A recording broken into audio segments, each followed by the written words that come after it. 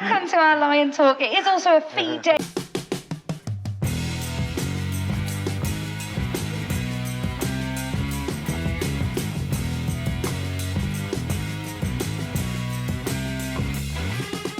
What I want you to do is cast your eyes down to the corrugated fence that's just slowly risen. And now, with any luck, some lions will be released. You listen to the good stuff. So off he goes. That is our male lion. He's gone straight to his chunk of meat in the far corner. And he is followed by two females. Oh, here they come. They're a little bit more keen for their lunch. And they've gone to their allocated feeding spots too. So they're going to settle down now and start tucking away. And this is my chance to tell you lots of information about our lovely lions.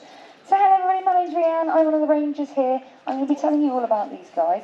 And I'm going to start by talking about some of their problems out there in Africa, because it is very relevant for what's happening to these animals here, to our lions that we have housed. What's that?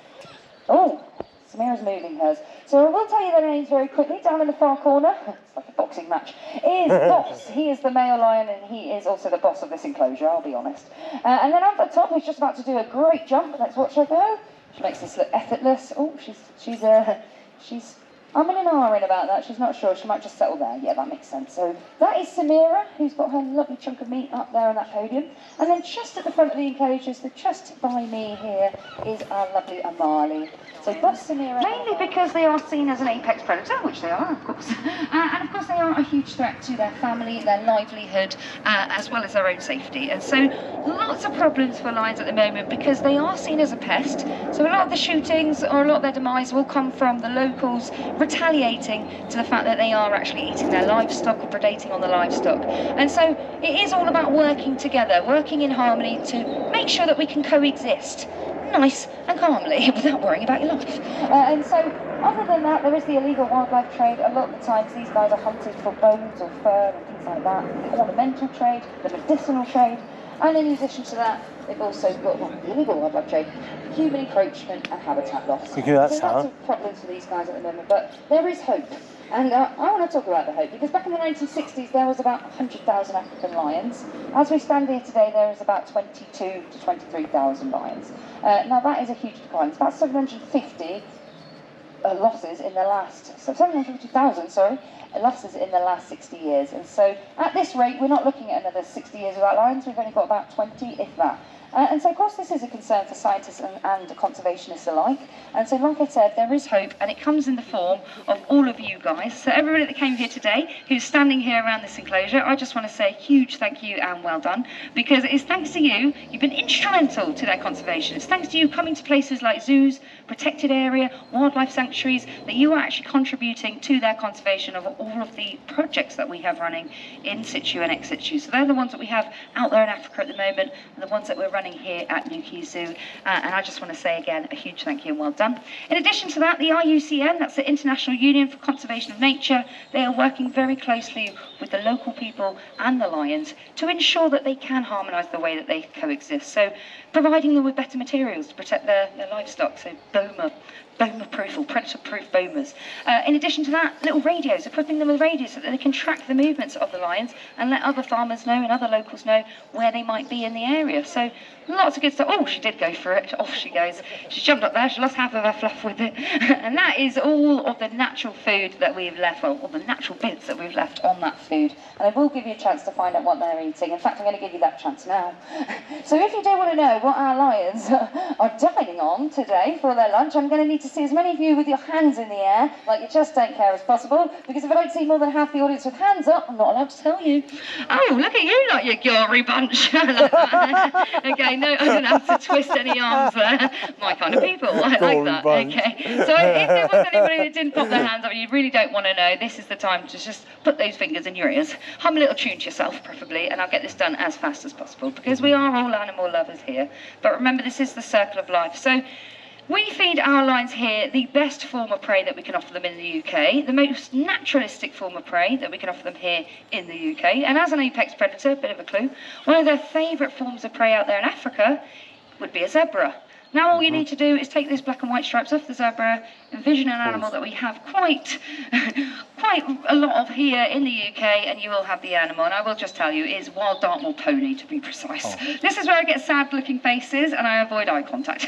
But the reasons for this wild Dartmoor pony food source is because it is part of a government cull. So not only is it the closest relative to their native form of prey, which would be a zebra, so very biologically close, same setup, kind of makeup, good for our lions, but they also are part of that cull. So they would just be going to waste if it wasn't for the lions consuming it.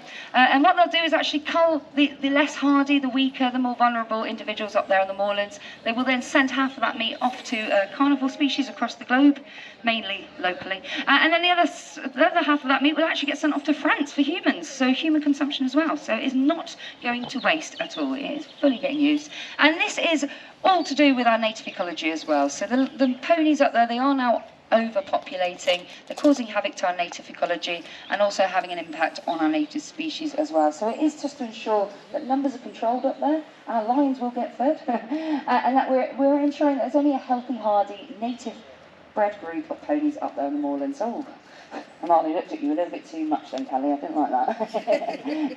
She didn't eat or finish her dinner fully there, did she? She might have left a little bit. So later on, you will notice that our male lion, Boss, he being the dominant male, I put that in inverted commas because there's a bit of argument about who might be the leaders of the pride, whether it's males or females. But for now, it's a male-dominated society, so he gets first dibs to that food. So if he finishes early, he'll come on over, prowl on over, and he'll steal some of the girls' meat. Not fair, but that's the way the cookie crumbles.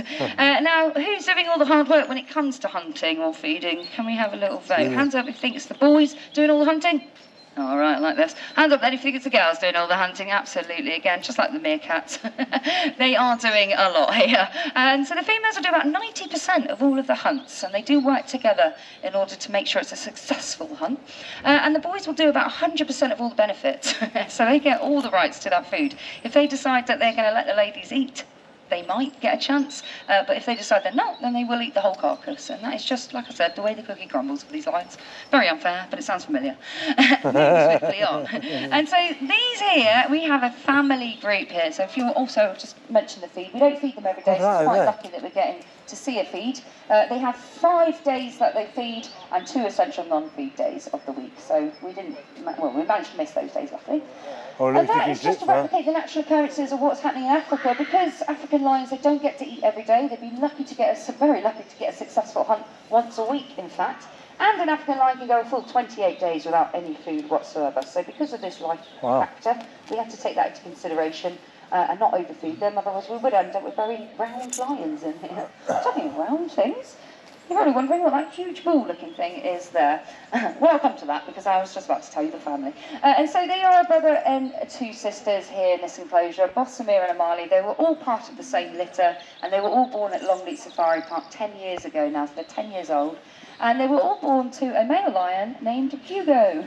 Hence why Boss has his name. So we're very inventive with names around here. And so what they've had sprayed in here today is a bit of Hugo Boss. The perfume spray, and that is because they love a bit of sensory enrichment, and so we've decided that is the one they're going for. They've actually decided that was their favourite on the weekends, so today it is a bit of Beyonce's Heat as well, so tomorrow we'll have a bit of that in there. But it is just about sensory enrichment, so these guys, they get quite excited when they smell something new or a novel object, and that is why we gift them with different sensory boxes on their birthdays and things like that, or maybe on a non-feed day we'll put in a bit of enrichment in there. Of course, we are acting as a safety net for these lovely lions until their wild environment is safe enough to be rehoused. So our ultimate aim is to get them back rewilded into their native environment, and that would be our dream. Of course, at the moment it's not so safe out there, so we are waiting for things to get that out there, really.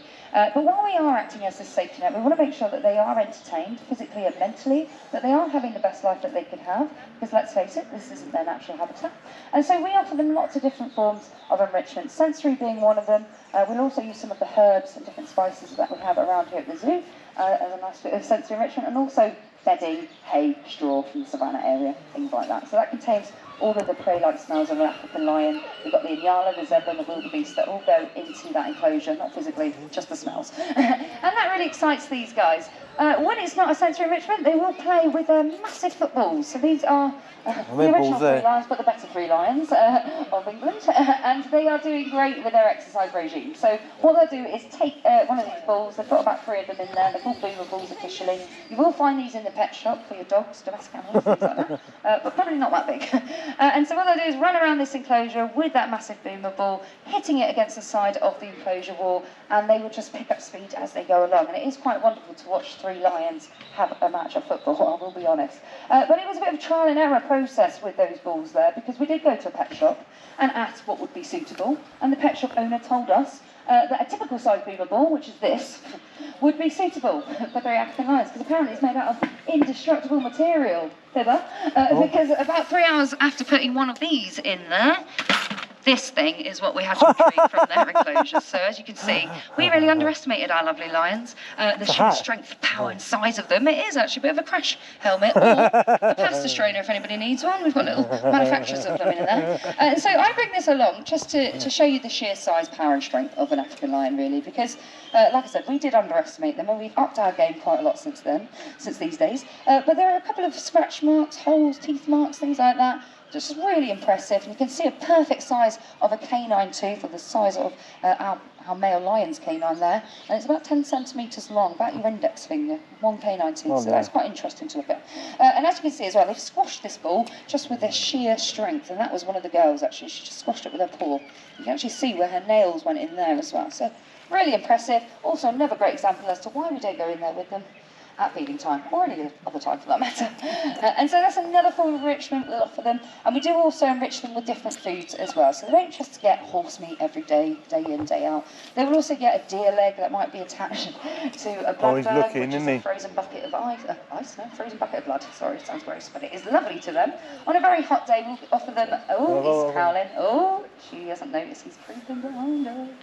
Okay, so up there is Samira is actually the more dominant of the 2 females. So I'm quite surprised he's trying his luck with her, because she's likely to swipe him. Oh, she sensed him. She's looking around, she can probably smell him, but she can't see him. And he's not too bothered at the minute, so it doesn't look like he's...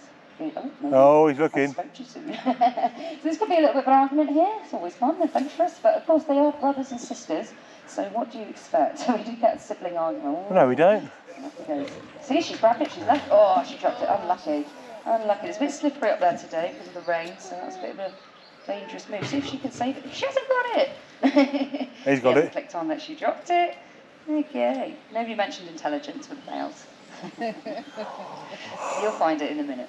And so that is just a classic example of Boss asserting his dominance. Another way that he will assert his dominance as well will be to mark his territory, to roar.